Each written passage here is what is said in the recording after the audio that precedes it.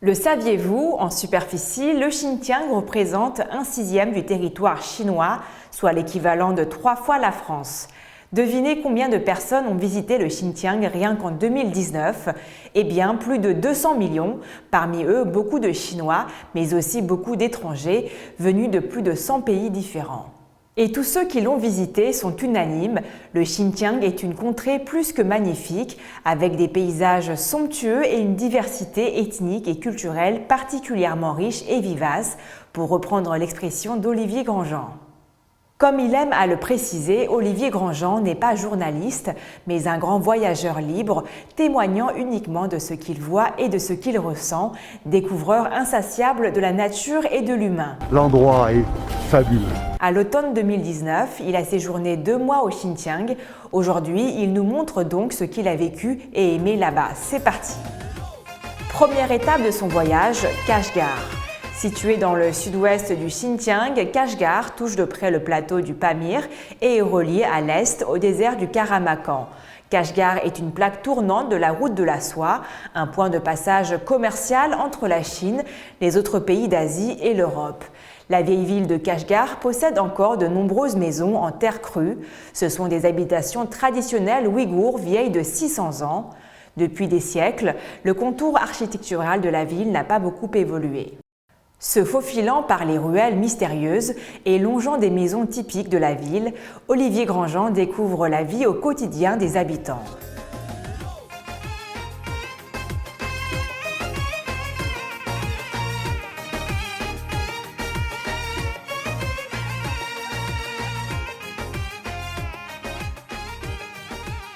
Aujourd'hui, il arrive devant un stand de nang. Voici un élément central et ancestral de la nourriture locale, le nang. On en trouve ici dans la région, mais aussi dans tous les pays limitrophes de la route de la soie. Mais de quoi s'agit-il ? C'est un pain, c'est compact. Il a plusieurs avantages. D'abord, il est très nourrissant. Ensuite, on peut le transporter facilement. Et enfin, il se conserve plusieurs jours. Bonjour. Je vais en prendre un. Ça coûte combien ? Un kwai. Ok. Un kwai pour un nang, ça fait environ 12 centimes d'euros. Franchement, on ne va pas s'en priver.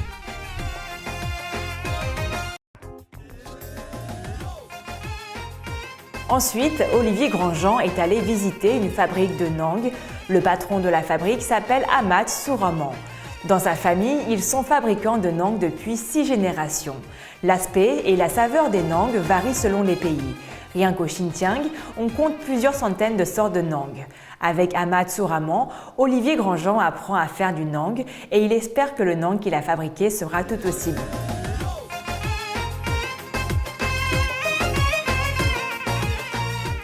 À Kashgar, le bazar le plus connu n'est autre que le marché commercial international d'Asie de l'Ouest. Avec une surface de 170 000 m², plus de 5 000 stands et près de 10 000 sortes de produits. La culture du bazar coule dans le sang de chaque habitant de Kashgar. Tout ce que je vois autour de moi est arrivé ici par la route de la soie. Par exemple les tapis, les tissus, l'argenterie, la joaillerie, les chapeaux à fleurs, les instruments de musique, les fruits secs, sans oublier la soie. La soie du Xinjiang, aussi appelée soie de l'Atlas, est très appréciée pour ses couleurs vives et les magnifiques motifs des tissus et des foulards de soie. Voici mon ami Arong, c'est l'un des marchands de soie les plus âgés de ce bazar. Il a plus de 40 ans de métier. Selon lui, les couleurs des soies de l'Atlas sont vives et les motifs changeants, ce qui reflète les caractéristiques de Kashgar, avec des fruits du soleil, du désert, de la chaleur et un peuple très hospitalier. Deuxième étape du voyage, Hotan, au sud-est de Kashgar, Olivier Grandjean a choisi d'aller visiter une fabrique de soieries. À Hotan, les tisserands continuent toujours de fabriquer à la main des tissus de soie. Cette fois, j'ai eu la chance de rencontrer Otaman Tailleur, un très célèbre tisserand. Bonjour, je peux essayer ? Je suis le roi des maladroits, mais j'en ai très envie. Si vous pensez qu'il est facile de tisser, vous avez tort. C'est un métier qui nécessite de la minutie. Il faut bien tenir la navette, bien coordonner les mouvements de la main et du pied. J'ai cassé le fil. Pardon. 4 yaş yaşından da ellesi koltuğun 63 yıl oldu. Atım razına bu. Atanamdan bulundu ben ellesikken bunun da otokop bunun da günüp ahırsız ben kaldım. Vous aimez passionnément votre travail. Après Autan, direction Koucha, une autre étape importante de la route de la soie. Située au pied sud du très célèbre mont Tien Shan et au nord du bassin Tarim, la ville de Koucha est connue pour ses abondantes ressources naturelles, telles que le gaz naturel et le pétrole, mais aussi pour ses sites touristiques millénaires. Celui qu'Olivier Grandjean a choisi de visiter s'appelle les grottes de 1000 Bouddhas de Kizil, situées au fin fond du désert de Gobi. Ces grottes bouddhiques, qui étaient du IIIe siècle, sont les plus anciennes connues en Chine. Les fresques qu'elles renferment sont considérées comme les plus belles peintures murales d'Asie centrale. Couvrant une superficie de 10 000 mètres carrés, elles décrivent des scènes de vie de cette région qui a vu se développer le bouddhisme après le IIIe siècle. Dans l'une des grottes, Olivier Grandjean a rencontré Cao Liya, qui étudie ces fresques depuis plus de 20 ans. Elle lui a présenté leurs caractéristiques uniques au monde. Les couleurs restent très vives. Ont-elles été restaurées ? Ces couleurs remontent au IVe siècle, soit il y a plus de 1600 ans, et elles n'ont pas été restaurées depuis. C'est incroyable. Cette fresque s'appelle « Le bras brûlant de Sab ouvre la voie ». Elle raconte l'une des célèbres histoires de voyage d'affaires sur la route de la soie. Sab n'est autre que l'incarnation de Sakyamuni. Les personnages qu'on y voit sont des bouddhistes pratiquants. C'est pourquoi, quand je copie ces fresques, je le fais dans un esprit pieux.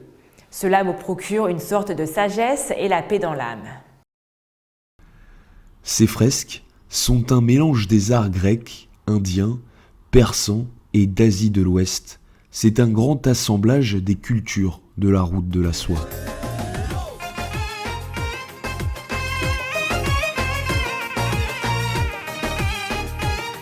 Maintenant, Olivier Grandjean nous emmène visiter la ville d'Aksu. Située au nord du désert du Taklamakan, le plus grand désert de Chine, il va rencontrer l'homme qui a consacré toute sa vie aux travaux de reforestation d'Aksu. Il s'appelle Iman Maimati. Avant ces travaux de reforestation des années 80, cette région d'Aksu était pleine de ravins aux terres salines et alcalines, et les vents de sable étaient si violents que la visibilité ne dépassait pas les 5 mètres. À l'époque, Iman Maimati a démissionné de son poste d'universitaire pour venir travailler ici afin de reboiser cette contrée. Les conditions de vie étaient extrêmement dures. Qu'est-ce qui vous a fait rester ici ? J'ai enseigné la reforestation. Quand l'État a besoin de moi, je dois répondre présent. Allez voir les forêts que j'ai plantées. Grâce aux efforts déployés durant plus de 30 ans par les habitants d'Aksu, comme Iman Maimati, 8000 hectares de forêts ont été plantés. Le désert d'autrefois s'est métamorphosé en un immense champ de verdure, un rempart contre les violents vents de sable qui menacent la vie. Une autre étape très importante du voyage de notre baroudeur franco-suisse a été la traversée du désert de Taklamakan, le plus grand désert de Chine qui s'étend sur 33 000 mètres carrés. En avion, non, en voiture, en empruntant une route longue de 522 km, construite il y a 25 ans.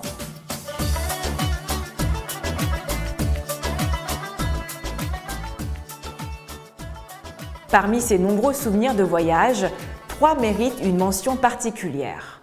Le premier est la rencontre avec l'une des meilleures équipes féminines de football des établissements d'enseignement secondaire du Xinjiang. Les joueuses, toutes des jeunes filles de Turpan, ville connue pour ses raisins, ont gagné beaucoup de matchs. La deuxième est la visite de la centrale éolienne, la première d'Asie, située dans la ville de Taban, non loin du mont Tien Shan. Au premier semestre 2020, l'électricité d'origine éolienne représentait plus de 50% du total de la production d'électricité du Xinjiang. Le troisième est la visite du centre d'études sur les chevaux sauvages, une race unique au monde, un temps menacée d'extinction. Une visite suivie de celle sur l'immense steppe de Chaozhou, d'un hippodrome géant où l'on trouve les meilleures races venues du monde entier. Voici un cheval français. Ah bon? Un compatriote? C'est magnifique. C'est un voyage inoubliable qu'a effectué Olivier Grandjean. Dans son carnet de route, il a écrit « J'espère revenir au Xinjiang ». Et vous, qu'attendez-vous pour y aller ?